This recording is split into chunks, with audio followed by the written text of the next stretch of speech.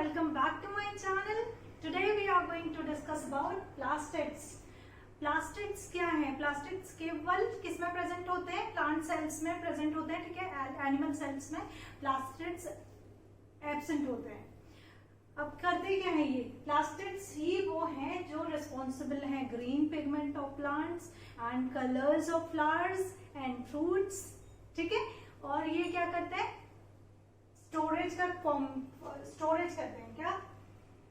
Fats, oil और ये सारी चीजें सिंथेसिस कर रहे हैं, स्टोर कर रहे हैं, ठीक है। तो these are the only thing responsible for colours of flowers, fruits and everything, and green pigment of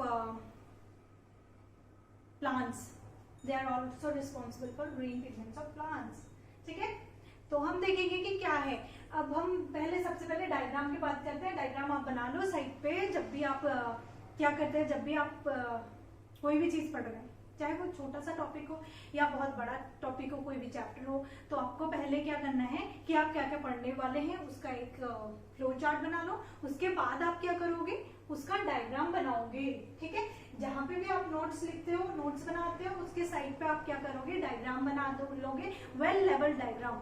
आपको डायग्राम एज इट इज नहीं बनता, कोई बात नहीं, आपको लेवलिंग सही करनी है, कौन सी जगह पे क्या प्रेजेंट है, और समझ में आना चाहिए कि ये क्या है, प्लास्टिड है, ये माइटोकॉन्ड्रिया है। थोड़ा डिफरेंस बना लेना चीजों में, बट बनाना, ठीक है। ये प्लास्टिड्स क्या है, चलो हमने बोल दिया कि एनिमल प्लांट सेल में प्रेजेंट है।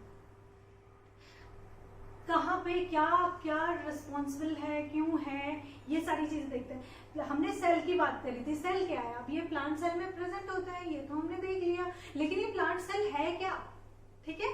तो प्लांट सेल क्या है? प्लांट सेल स्मॉलेस्ट यूनिट है प्लांट्स की, ठीक है। जैसे कोई भी चीज बन रहा है, जैसे ह्यूमंस में भी है, ह्यूमंस में भी क्या है, सेल है, स्मॉलेस्ट यूनिट।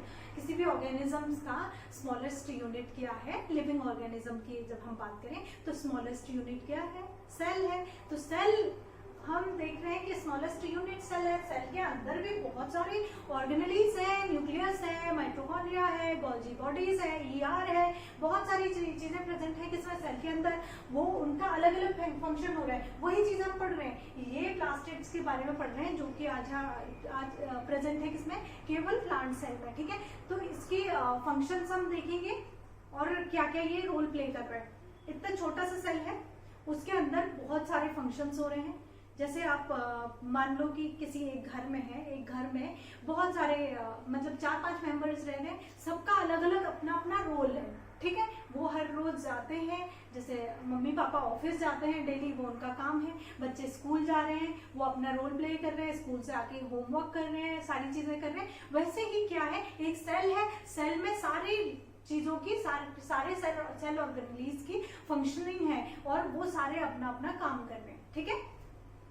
तो ऐसे ही प्लांट सेल में प्लास्टिड है। प्लास्टिड का स्ट्रक्चर अगर हम देखें तो ये माइटोकॉन्ड्रिया की तरह, इसमें क्या क्या चीजें हैं, एक्सटर्नल स्ट्रक्चर अगर हम देखें तो माइटोकॉन्ड्रिया की तरह ही होता है। माइटोकॉन्ड्रिया हमने लास्ट क्लास में देखा था, क्या है, power house of the cell. उसमें क्या है, एटीपी फॉर्म में हमारी एनर्जी स्टोर रहती है, किसमें, एटीपी के फॉर्म में, एडिनोसिन ट्राइफॉस्फेट। तो उसी के जैसे स्ट्रक्चर की अगर हम बात करें तो ये माइटोकॉन्ड्रिया के जैसे स्ट्रक्चर इसका होगा। बट क्या और क्या सिमिलर चीजें होंगी, इसमें डीएनए प्रेजेंट है, इसका खुद का डीएनए होता है, इसमें खुद के राइबोसोम्स होते हैं, ठीक है।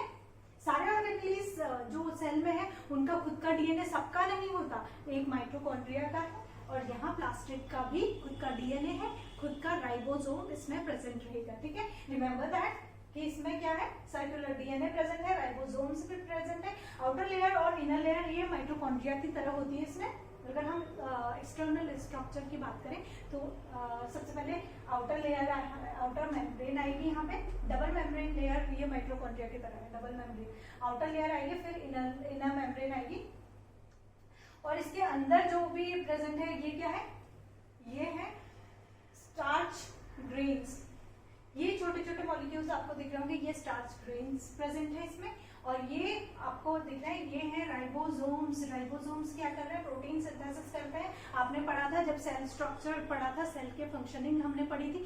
राइबोसोम्स हमारे किस चीज के लिए रिस्पॉन्सिबल थे, प्रोटीन सिंथेसिस के लिए। हमारे न्यूक्लियस के बाहर से ईआर लगा हुआ था, रफ एंडोप्लाज्मिक रेटिकुलम, और स्मूथ एंडोप्लाज्मिक रेटिक्यूलम, तो रफ एंडोप्लाज्मिक रेटिक्यूलम में हमारे राइबोसोम्स प्रेजेंट थे जो रिस्पॉन्सिबल हैं किसके लिए, प्रोटीन सिंथेसिस के लिए। यहाँ भी क्या हो रहा है, राइबोसोम्स प्रेजेंट है और हमारा डीएनए भी प्रेजेंट है, और ये जो गैप है ये क्या है, स्ट्रोमा है पूरा, और ये ग्रैनम है, ठीक है, जो ये आपको ऐसे फॉर्म में दिख रहे हैं ग्रैनम है, ठीक है।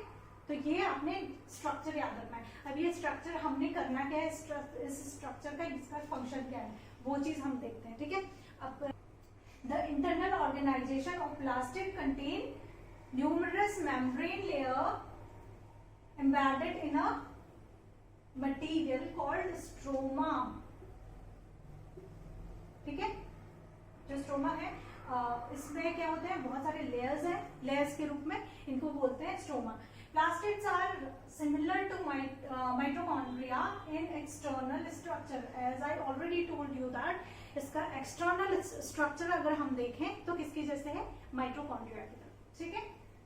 नेक्स्ट है they are double layered, outer membrane और inner membrane, ये double layered है, ठीक है। They contain their own DNA and ribosomes. इनका क्या होता है, खुद का डीएनए और खुद का राइबोसोम्स है, ठीक है। ये हमने इसका बेसिक चीजें हमने देख ली। अभी हम इसके टाइप्स देखेंगे, ठीक है। टाइप्स के लिए सबसे पहले हम ये रिमूव कर देते हैं, ये चीजें हमने समझ ली, ठीक है।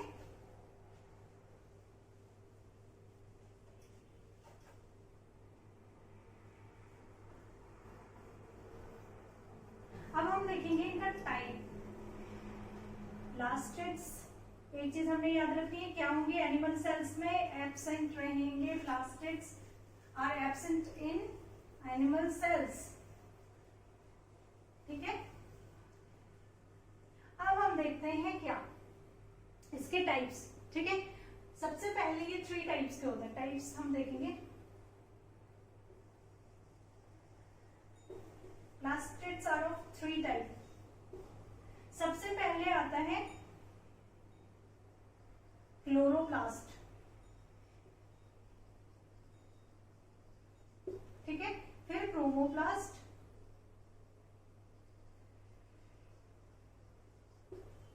फिर ल्यूकोप्लास्ट,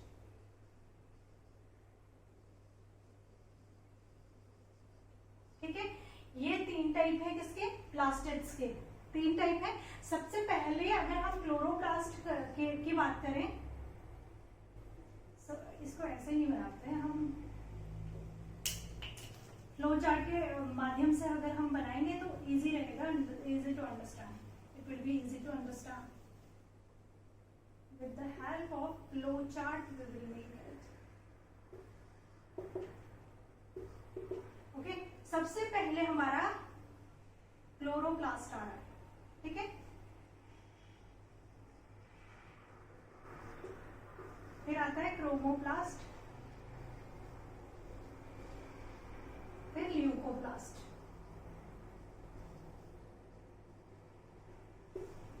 ठीक है।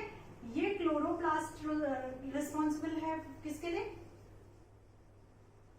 Responsible for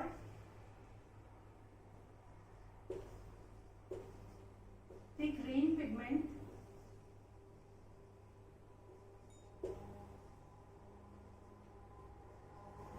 plant. प्लांट में क्लोरोप्लास्ट की अगर हम बात करें, रिस्पॉन्सिबल फॉर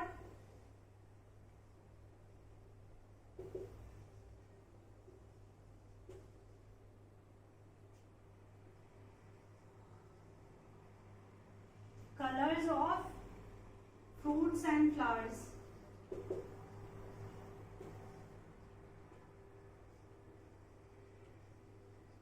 ठीक है। फ्रूट्स एंड फ्लावर्स के लिए कौन सा रिस्पॉन्सिबल होता है, क्रोमोप्लास्ट, आपको याद रखना है। थर्ड हम ल्यूकोप्लास्ट पढ़ेंगे। ल्यूकोप्लास्ट हमारा ट्रांसपेरेंट होता है। अगेन हम ल्यूकोप्लास्ट को 3 टाइप से डिवाइड करेंगे अगेन, ठीक है। ल्यूकोप्लास्ट को अगेन हमने 3 टाइप से डिवाइड किया है। इसके टाइप्स, अगर हम टाइप्स की बात करें, ये आपने देख लिया होगा, क्लोरोप्लास्ट ग्रीन पिगमेंट के लिए रिस्पॉन्सिबल है, क्रोमोप्लास्ट कलर्स और फ्रूट्स एंड फ्लावर्स के लिए रिस्पॉन्सिबल है, तो ये मैं रिमूव कर देती हूँ, ठीक है। अब हम देखेंगे ल्यूकोप्लास्ट के टाइप। अगेन ल्यूकोप्लास्ट 3 टाइप से डिवाइड है, ठीक है। इसको डिटेल में देखना जरूरी है, यहाँ से क्वेश्चन बनते हैं। हम ल्यूकोप्लास्ट की अगर बात करें, ल्यूकोप्लास्ट 3 टाइप से अगेन डिवाइडेड है, ठीक है। फर्स्ट होगा हमारा एमाइलोप्लास्ट। इसमें क्या स्टोर रहता है, स्टार्च के लिए ये रिस्पॉन्सिबल है, ठीक है। इसमें स्टार्च स्टोर रहेगा किसमें, एमाइलोप्लास्ट में, ठीक है। हमने ल्यूकोप्लास्ट को अगेन 3 फैट के लिए रिस्पॉन्सिबल है, ठीक है, फैट स्टोरेज। थर्ड आएगा हमारा एल्यूरोप्लास्ट, ठीक है। एल्यूरोप्लास्ट हमारे प्रोटीन सिंथेसिस, प्रोटीन स्टोरेज और किस चीज के लिए, प्रोटीन और ग्रैन्यूल्स के स्टोरेज के लिए रिस्पॉन्सिबल है। Proteins and granules,